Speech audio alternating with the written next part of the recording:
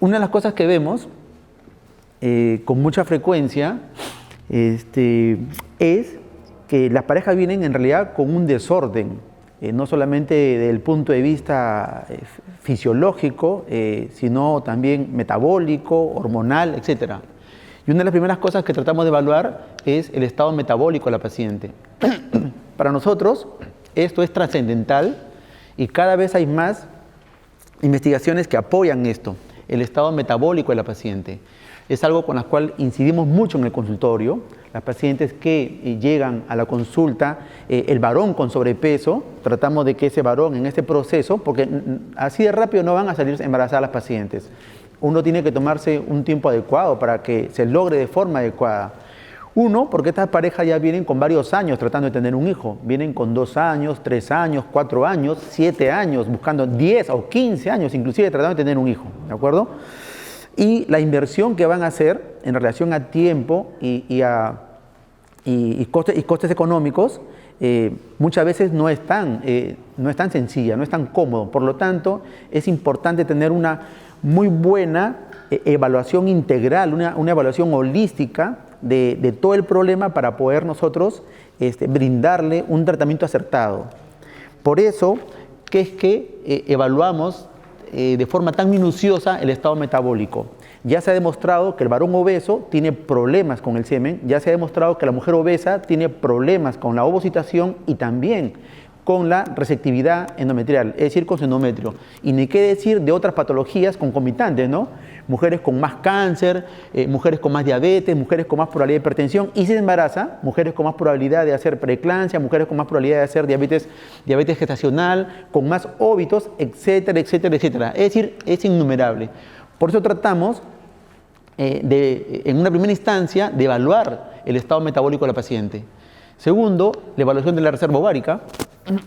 Esto es importantísimo para determinar si esa mujer se va a realizar tratamientos con sus propios óvulos, va a tener que hacer tratamientos con óvulos donados.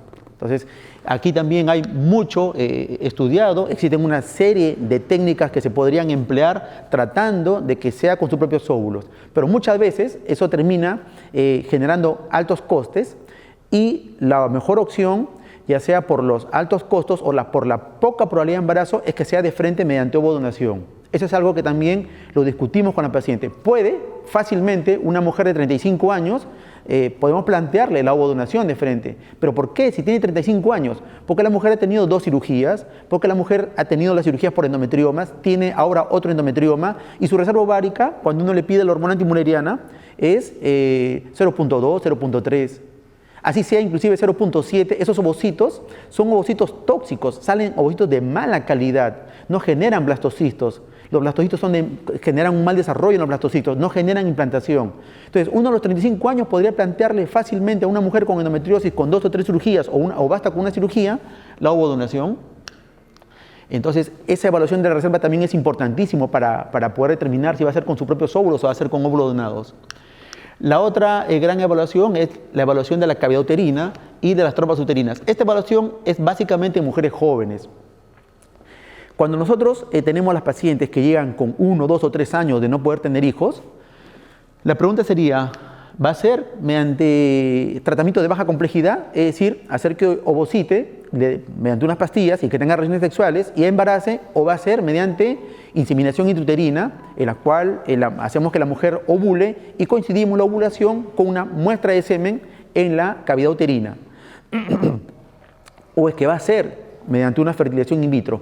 Si va a ser mediante una fertilización in vitro, ya no hay por qué evaluar las trompas uterinas, si nos quedamos para evaluar la cavidad uterina, ¿no?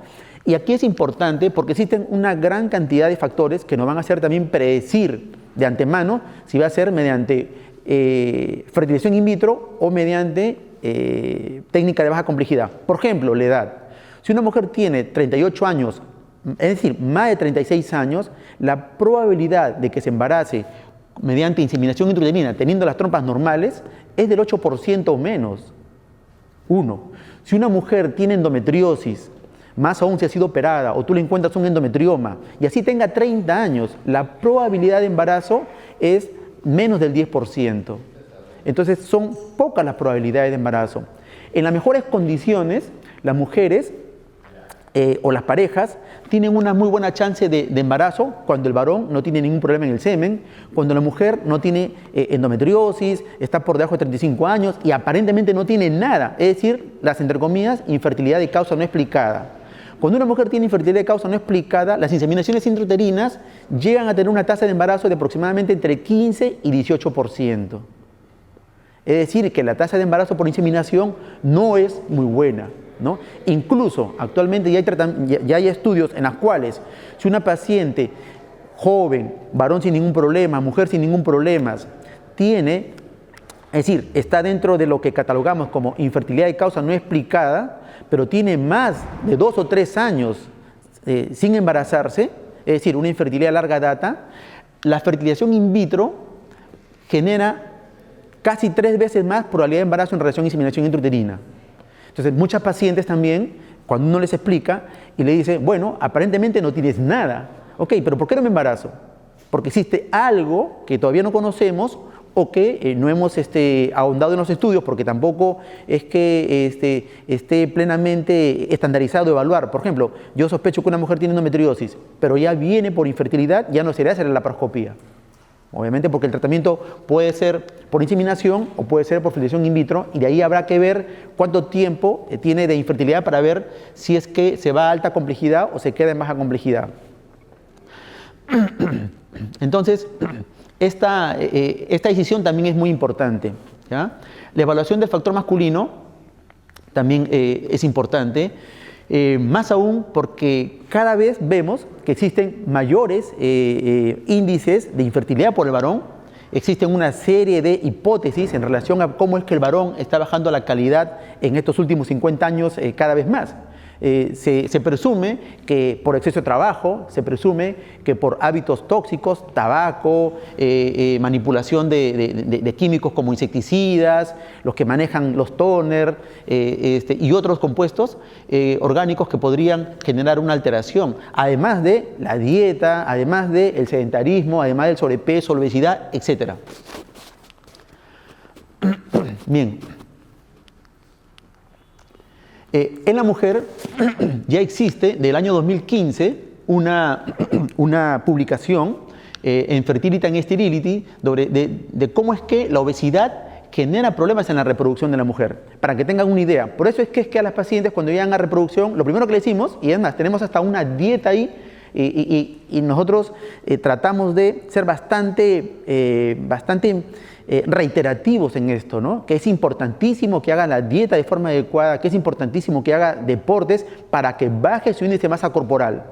Esto es tan importante porque al fin y al cabo termina alterando el ciclo menstrual de la mujer, termina generando disfunción ovulatoria, termina generando alteración en la calidad de los ovocitos, respuesta ovárica alterada, una función endometrial alterada, más aborto y obviamente mayor movilidad materno-fetal. Entonces, por todas estas condiciones, hacemos que las pacientes traten de tener un índice de masa corporal adecuado. En el caso del varón, la obesidad también genera un problema en la reproducción. Esto era algo que no hace mucho tiempo no se discutía. O sea, nadie decía que obviamente un varón con un problema de sobrepeso o obesidad podría tener problemas con la fertilidad. Pero sí, aquí en realidad está... Tengo ahí en la computadora. ¿Podemos cambiar de la computadora? ¿Sí? Alfredo, un favorcito, porque esta no está actualizada en relación a lo que tengo. Entonces, se ha visto que hay una disminución en el número, en la concentración de espermatozoides. Se ha visto que hay una disminución también en la... Estos parámetros nos hemos pasado.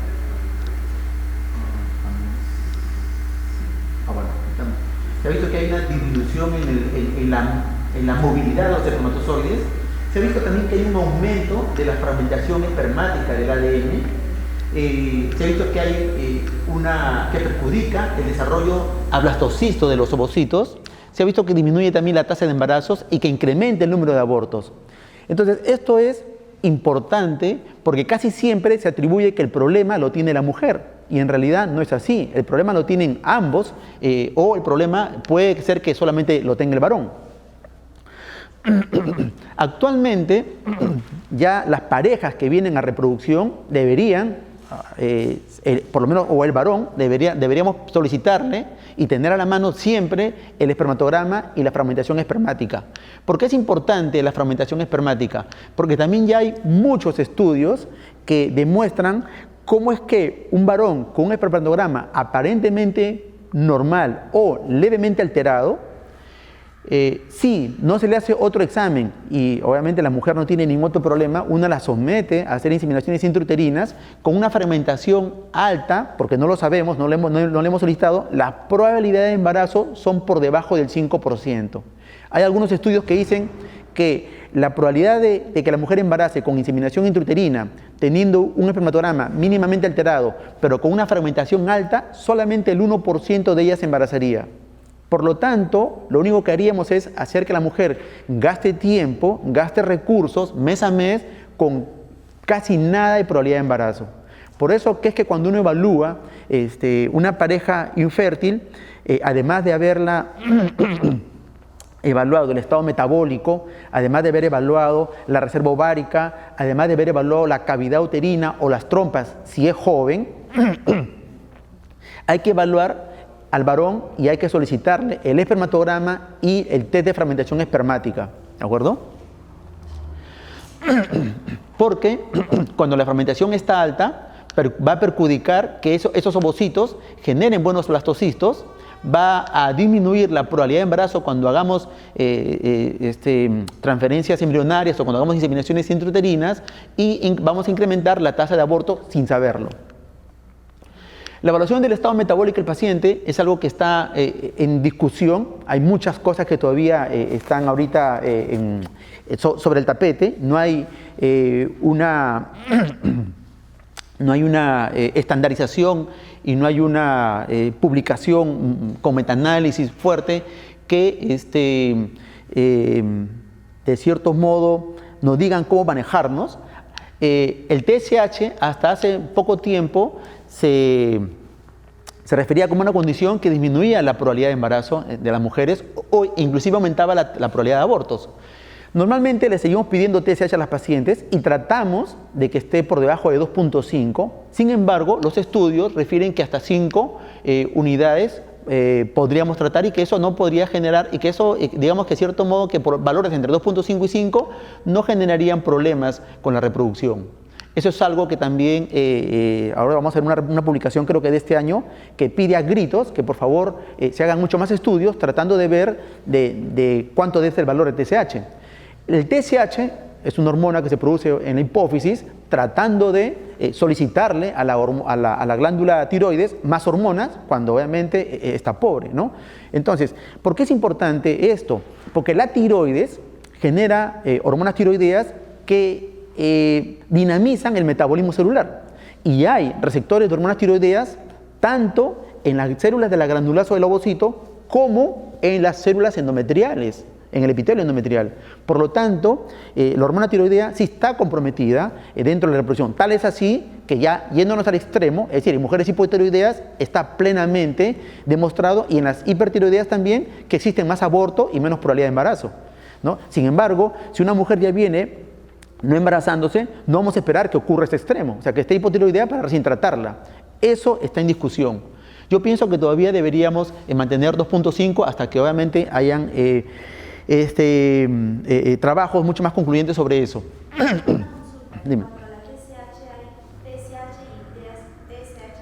Sí, la ultrasensible. Sí, la TSH ultrasensible es la que deberíamos pedir. ¿De acuerdo? Segundo, en relación al índice de masa corporal. Cuando una paciente viene con un índice de masa corporal por encima de 25, está con sobrepeso. Pero si ya está por encima de 30, es obesa, ¿no? Y para que tengan una idea, porque se estudió bastante sobre los ovocitos de las mujeres obesas, pero actualmente se está estudiando sobre el endometrio de las mujeres obesas. Y existe una prueba, y esto es quizás lo que va a traer Gema, que es la evaluación de la receptividad endometrial, y es algo que también se discutió hace poco en el Congreso, ¿no? Es un nuevo elemento de estudio en el endometrio. Y ya Carlos Simón, que estudia esto bastante bien en España desde hace más o menos unos 10 años, ha demostrado que en mujeres obesas, bueno, antes que nada, la ventana de implantación son esos días en los cuales el blastocisto llega al endometrio y se supone que el endometrio está receptivo, ya sea por que la mujer ovocitó, se fertilizó y llega el blastocisto en el día 6 a la cavidad uterina, o ya sea porque le estás transfiriendo un embrión después de haber preparado con estrógenos y progesterona. Y todo eso tienen unos determinados días, porque la ventana de implantación no es muy grande, está entre el día 19 y 21 más o menos, o 22, ¿de acuerdo? Sin embargo, la ventana de implantación está desplazada en un 50% en mujeres que tienen obesidad tipo 1 y está desplazada 75% en mujeres que tienen obesidad tipo 2. Por lo tanto, si con todos los estudios que se han hecho, yo transfiero un blastocisto en el día 5 en una mujer con obesidad tipo 2, le estaré atinando en un 25%, porque en el 75% en realidad no sé dónde está. Puede ser que la ventana de implantación se haya adelantado o puede que se haya desplazado. ¿Por qué? Por su condición de obesidad, por los estrógenos que produce la grasa periférica y por todo este disturbio hormonal que hay. ¿De acuerdo? Entonces, por eso que hay que tratar de que las pacientes que llegan a la consulta y tú las pesas y tiene 72 kilos y mide 1,55 m y fácil está con una obesidad tipo 1, por favor, baje de peso para que esté o con sobrepeso o con peso normal, que sería lo ideal. ¿De acuerdo? Entonces ahí es importantísimo. Segundo, la insulina. He visto que algunos laboratorios ya están más a la mano con la insulina, ya están de cierto modo poniendo como valor de referencia entre 2 y 11 o 10 de insulina, pero la gran mayoría de laboratorios todavía lo ponen hasta 24. Hay también sobrada bibliografía sobre esto y que manejan esto más son los endocrinólogos y los endocrinólogos reproductivos que han visto que la insulina también genera es un factor en detrimento no solamente del endometrio, sino también de los ovocitos. Esto es importante porque también en las células de la granulosa de los ovocitos hay receptores para insulina y receptores del factor de crecimiento insulínico tipo 1. Y también hay receptores de insulina en el endometrio, ¿no? Las pacientes que ustedes vean con sobrepeso u obesidad, también puede ser que sean en las delgadas, por si acaso, que tengan insulina más de 11, son pacientes que están haciendo resistencia a la insulina. Algunos consideran hasta 10, otros consideran hasta 15, ¿no? Pero ya no considerar 20 o 25 o 22 o 24 porque en los rangos de referencia todavía dice de 0 a 24. Entonces, la idea es que la insulina sea menor de 10 u 11. Eso es lo ideal. Existen pacientes, y más aún las que tienen síndrome de ovario poliquístico, que siendo delgadas, hasta el 25% de ellas tienden a resistencia a la insulina. Esto también ha sido publicado con estudios genómicos del endometrio, de cómo la insulina repercute en los endometrios. No solamente en pacientes que no tienen obesidad, hay esta alteración, sino más aún, y esto está plenamente demostrado en pacientes que tienen obesidad. Lo otro es la prolactina. La prolactina, también existe revisión de si afecta o no afecta. Lo ideal es siempre tenerla por debajo de 25. Inclusive antes eran mucho más estrictos y decía debería estar en una mujer que desea embarazarse, estar entre 5 y 15 nanogramos. ¿Ya? Bien, entonces los niveles elevados de TSH generan o no generan pérdida precoz. Entonces, la tasa de pérdida de embarazo precoz en pacientes con fertilización in vitro parece no tener relación con los niveles recientes de TSH que se están dosando por encima de 2.5. Sin embargo, este estudio que ha sido publicado en febrero de este año, dentro de las conclusiones es que se espera con impaciencia un gran estudio prospectivo para establecer de una vez por todas el valor de corte óptimo de TSH que debería tener en la configuración de tratamiento de fertilidad. Es decir, que aún todavía, la verdad, no se sabe de forma exacta cuál es el valor de corte óptimo. Parece que por debajo de 5 no hay ningún problema y parece que sí, lo ideal sería que la paciente tenga TSH por debajo de 2.5. ¿Ya? Entonces, casi siempre a las pacientes, o de manera regular a las pacientes, sí les pedimos TSH, les pedimos insulina si tienen sobrepeso, chequeamos índice de masa corporal y los demás exámenes de reproducción que vamos a mencionar. En relación a la reserva ovárica, los marcadores de reserva ovárica, uno de los marcadores más importantes es la edad. ¿no? No solamente de reserva, sino de calidad ovárica. Porque si la paciente tiene por encima de 40 años, la calidad de los óvulos es mala y la cantidad también lo es, ¿no? Las mujeres, obviamente, con 20 años, para que tengan una idea, la cantidad de ovocitos es muy buena y la calidad es muy buena. Una mujer de 20 años, de cada 10 ovocitos que uno obtendría, el 80% está bueno. En cambio, en una mujer de 42 años, de cada 10 ovocitos que obtienes, el 80% está malo. Otro examen muy fino para evaluar es el conteo de folículos antrales. Eso lo realizamos mediante un ecógrafo. Muchas veces un ecógrafo de buena, digamos, un muy buen ecógrafo podría hacer que nuestro conteo sea mucho más fino. Y el otro examen es la hormona antimuleriana. Muchas pacientes, y eso es importante también mencionarlos, cuando llegan a infertilidad, salvo que sea y a veces ya no es el gran número de parejas que recibimos, salvo que tengan menos de 35 años, en las cuales pedimos FSH, LH y estradiol. Pero si la pareja tiene 35 años o más y ya viene con problemas de infertilidad, esos exámenes, la verdad, ya no tienen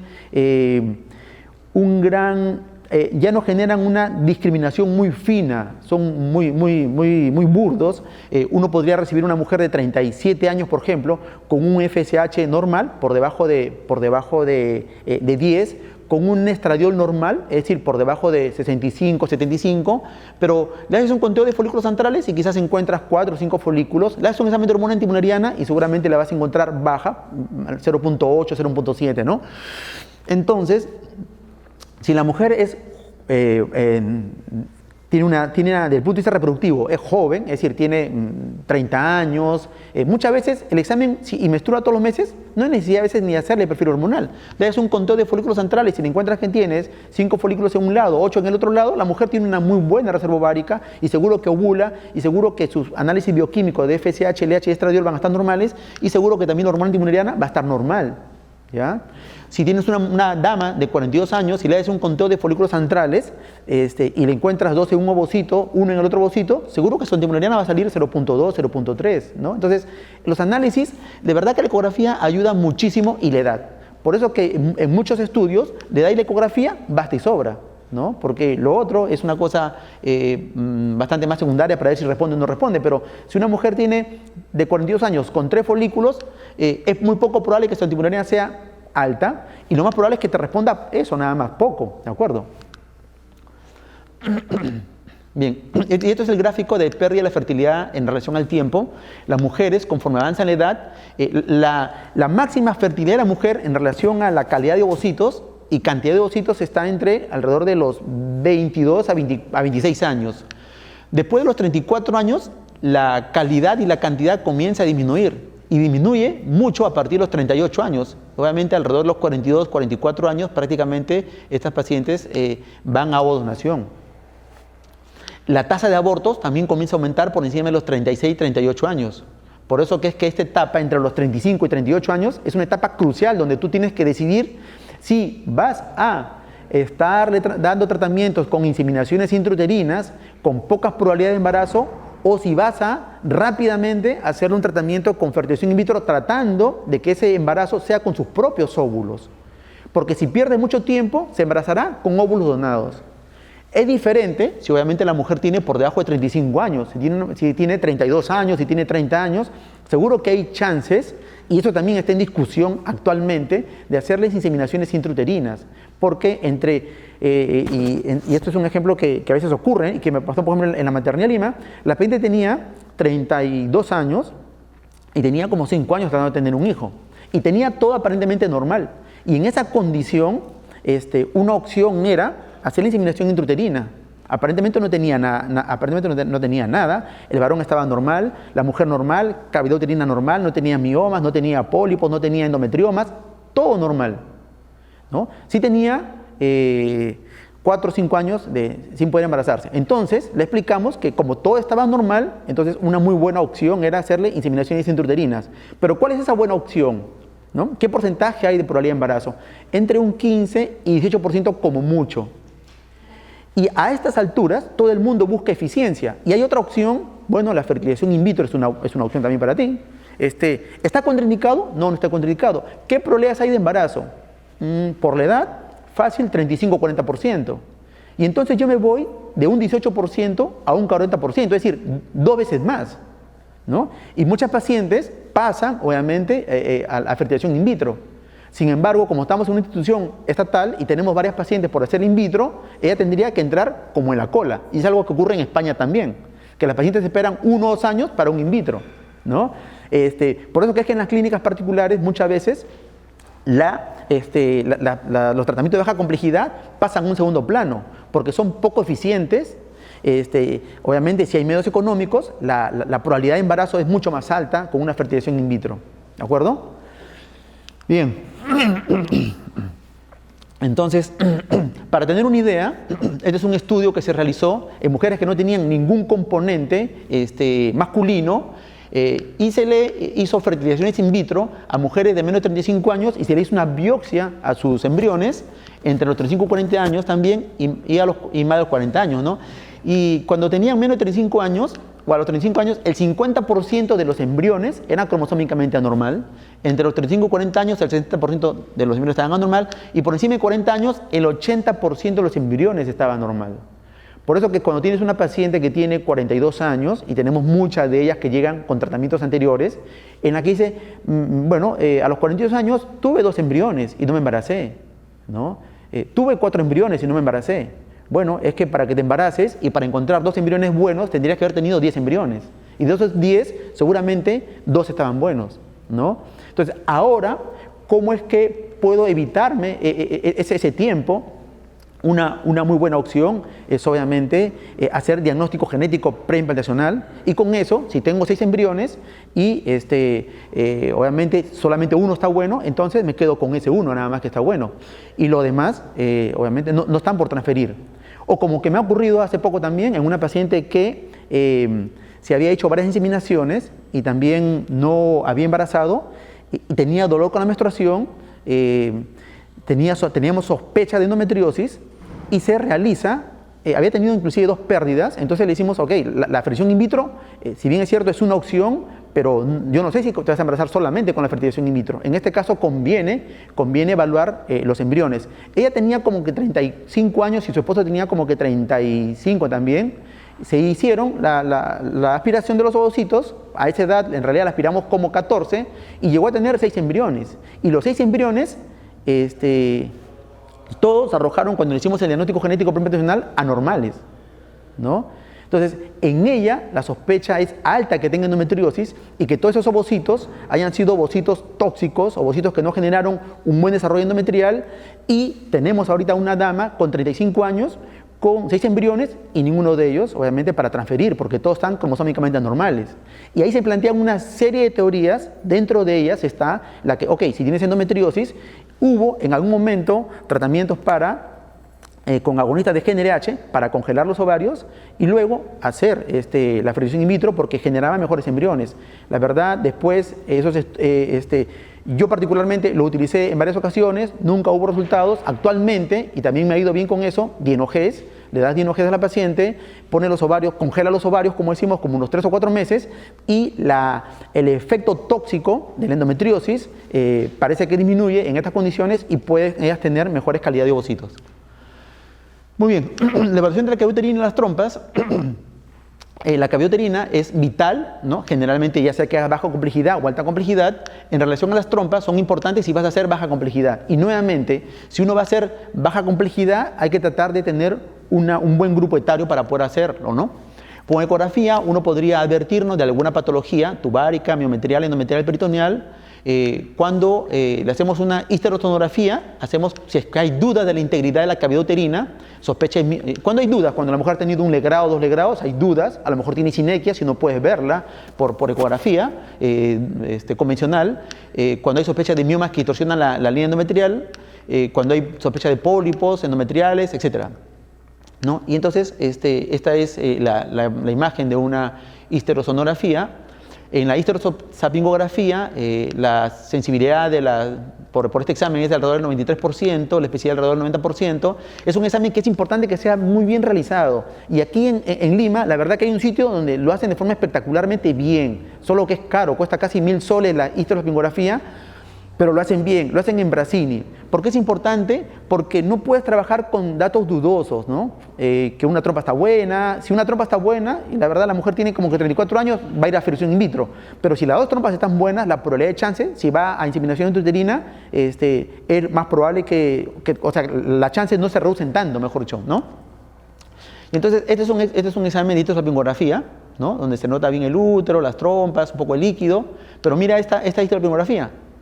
Con esto, obviamente, uno nota espectacularmente que las trompas están bien, y si tú le vas a dar chance para baja complejidad, es, de cierto modo, la probabilidad de embarazo, entre el 15 y 8%, seguramente va a hacerla, ¿no? Bueno, y esta es la que uterina, normal, que evalúa los pólipos. Esto van a conversarlo en un momento, los miomas, que podría uno encontrar, las sinequias también.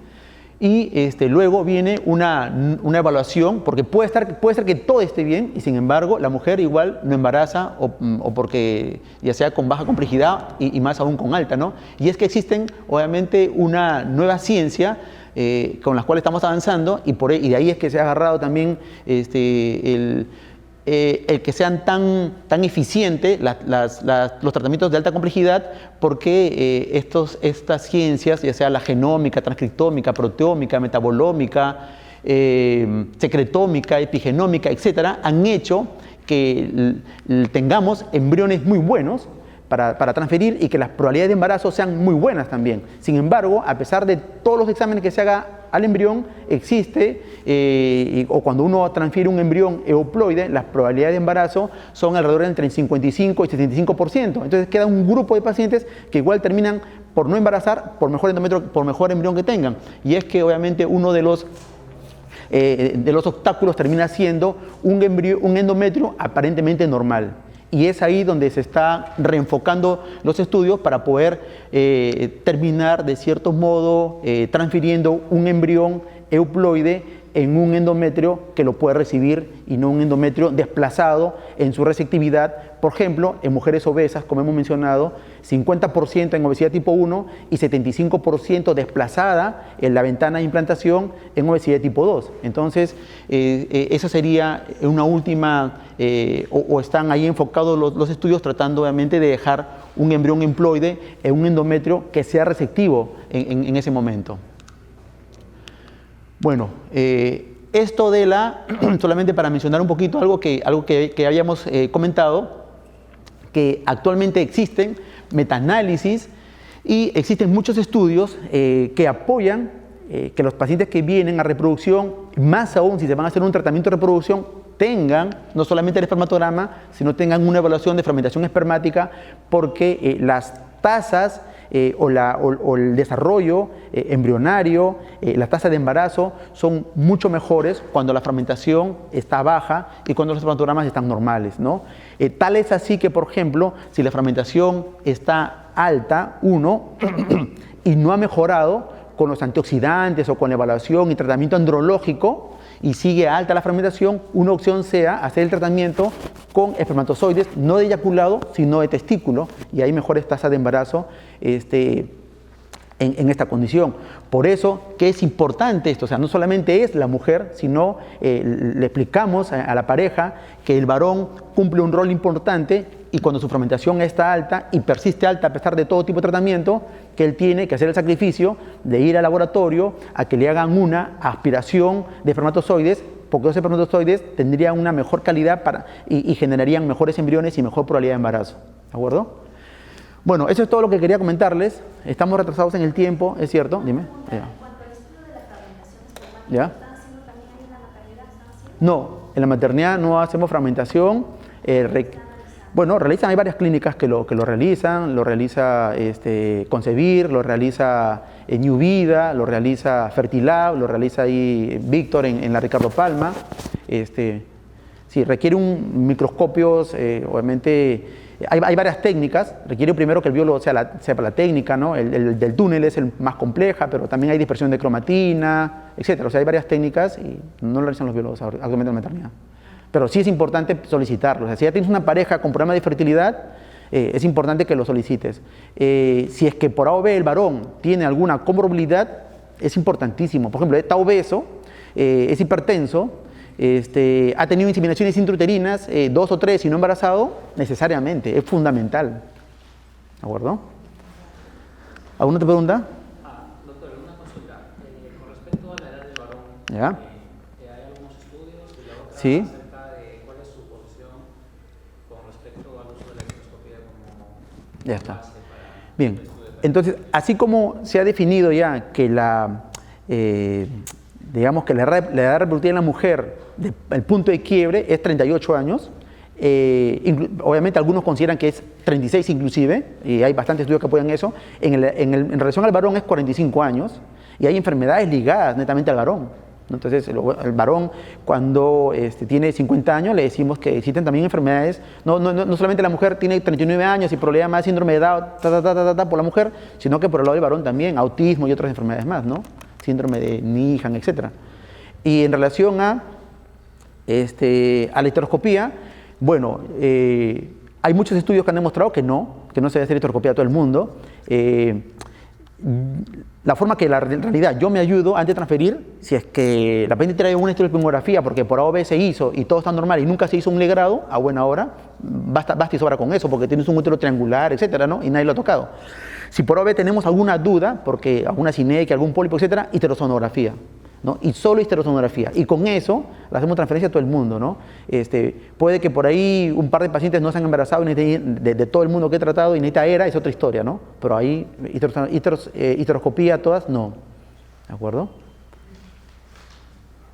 Muchas veces dicen que hacer la histerosonografía en algunas pacientes, dependiendo de la sustancia de contraste, en vez de beneficiar, daña a la paciente. Bueno, la verdad que yo he leído más que es un beneficio que un problema. Uno, porque refieren que cuando pasa la sustancia de contraste, actúa como un bacteriostático. Segundo, limpia y barre detritus. Y es más, en muchos estudios, hasta un 15%, inclusive algunos dicen que hasta un 25%, y también hemos tenido varios pacientes, después de la histeroespingografía, en el transcurso de que se hacen sus demás exámenes, terminan, viniendo con un embarazo, ¿no? Entonces, no, sí es cierto que es incómodo, pero también existen manejos y manejos, ¿no? En Brasini, por ejemplo, la sedan bien, le ponen un espasmolítico, etcétera, y le hacen muy bien, ¿no? Si no, para nada. No creo que... No sé. Ya está. Entonces, hemos empezado tarde, José, discúlpanos. Gracias. José empieza ahora.